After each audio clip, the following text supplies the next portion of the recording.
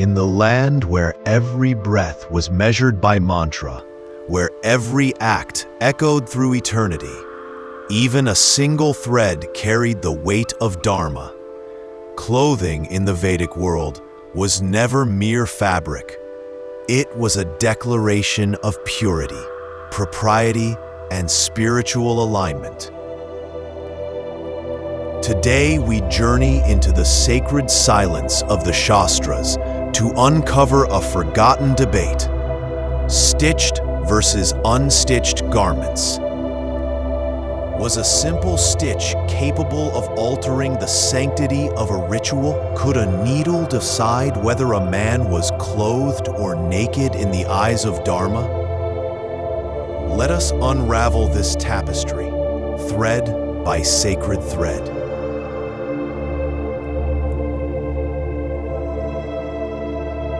The Sanskrit word for needle is suchi. This term appears in Rig Veda, Atharva Veda, Vajrayana Samhita, Taittiriya Brahmana, and other Vedic texts. Its very frequency reveals how familiar yet significant this object was to Vedic society. Derived from the Sanskrit verbal root sucha, meaning to point, as explained in the Sanskrit dictionary known as Vachaspatyam, suchi denotes an instrument used for sewing, described as sivana sadhana, an implement for stitching. Among its synonyms are korchika, jambavam, vajrasuchi, vishika, veshi, shalaka, sivani, and suchaka, each reflecting nuanced cultural recognition of the needle's form and function. Yet, modern scholars suggest that needle use may have originated in the Harappan civilization, circa 2900 to 1900 BCE. But in the Vedic mind, a needle was never just a tool. It was a boundary marker. The cloth that is stitched is called suta, derived from the root sivu, meaning to sew with thread. The term appears in Rigveda, Mahabharata, Agni Purana, among many others. According to Vachaspatyam, suta is defined as suchadina gratite vastrada, cloth tied or sewed together by a needle and similar tools. In everyday life, stitched garments existed and were used, especially for protective wear such as kavacha, also known as kanchuka. Even the Srimad Bhagavatam 10.5.8 attests to such usage.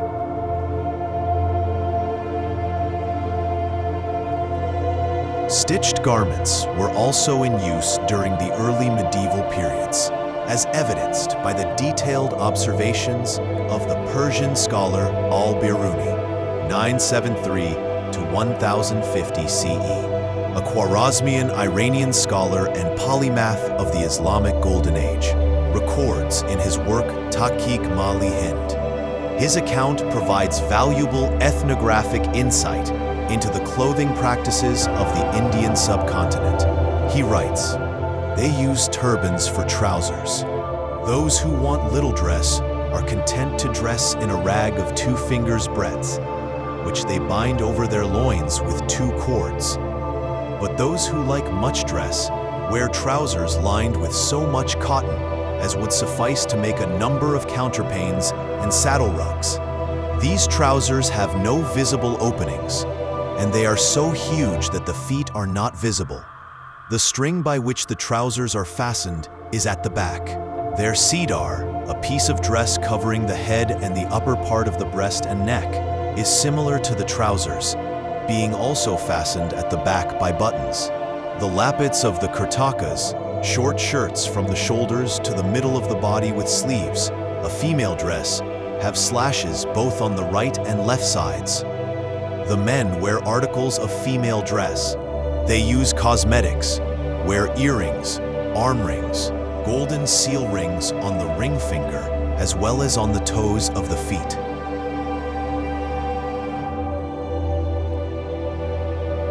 In contrast, unstitched garments were the hallmark of sannyasis and many ascetics.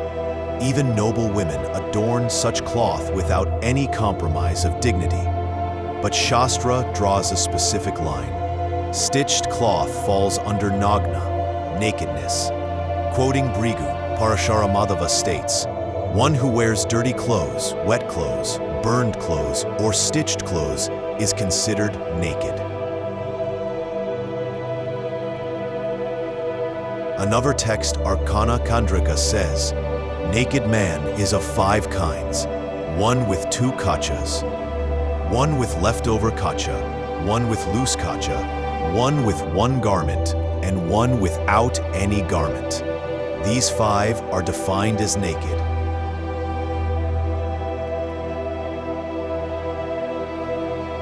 Here, the Vedic worldview is clear. Clothing is not merely fabric.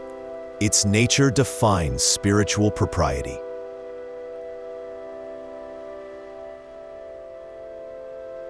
Shraddha Kriya Kaumudi of Govindacharya, written in 1540 AD, quotes the Kalika Purana. "Cloth which is older than 10 days, dirty, worn out, hanging upon the body, belonging to another, burnt by fire, pierced by a needle, stitched, non-white, hair shorn, unwashed, or defiled by phlegm, blood, and other impurities, as well as cloth that is blue, red, or eaten by mice, is prohibited for rituals performed for devatas and pitris." The present edition of Kalika Purana, 69.4-6, provides further details. The upper garments such as uttariya, cloth used by the worshipper for the upper body, and uttarasanga, nichala, by which cloth other clothes are covered like veil, modachelaka, fragranced cloth, and paridana, covering garment. These 5 varieties of garments are to be offered unsewn. Janavastra, hempen cloth, nishara without variegation, atapavarana, umbrella, chandataka, short petticoat, and drishya, pleasing or urbane. These 5 varieties of cloths, if presented sewn, do not invite blemish. Sewn cloth may be used for flags, pataka, banners, dwaja, and ritual enclosures, etc. According to Smriti, as cited in the revered lexicon Shabda Kalpadruma, the wearing of the uttariya, the upper garment, is not optional, but a sacred obligation for brahmanas during ritual observances. The verse declares, there should be no use of kanchuka in rituals. The use of uttariya, or upper garment, is like the upavita. Just as the sacred thread is worn by the twice-born, similarly, the auspicious upper cloth must be worn with care. This injunction places the uttariya on the same level of sanctity as the yajopavita, the sacred thread that signifies spiritual initiation and ritual purity among the twice-born classes. The garment is not merely clothing. It is a symbol of discipline, reverence, and adherence to dharmic conduct. Further, sages such as Brigu emphasize that 2 garments should ideally be worn. However, acknowledging practical limitations, the Paraskara Griha Sutra provides a compassionate allowance. If there is only 1 garment, one should cover the upper portion of the body with its upper half. This ensures that even in scarcity, the principle of modesty and ritual propriety is preserved. Thus, the tradition underscores a profound message. In Vedic culture, attire itself becomes an expression of sacred order, where every fold of cloth reflects discipline, devotion, and continuity of ancient wisdom. Even today, South India honors the timeless tradition of non-stitched garments. In sacred temples like Udupi Krishna and Ranganatha Swami, the pujari approaches the divine draped in the uttariya, a ritual practice preserved faithfully through generations. Meanwhile, in North India, worship has evolved with stitched clothing. In Ayodhya, the pujari offers devotion to Lord Rama in a kurta, and at Nathdwara, Srinathji is adorned in finely stitched garments. These distinct practices, shaped and nurtured over time, reflect the rich diversity of India's spiritual heritage.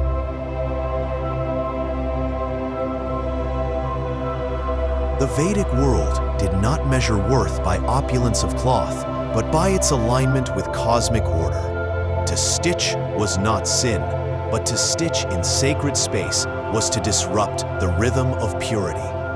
Cloth became scripture, thread became theology, and the human body became the altar.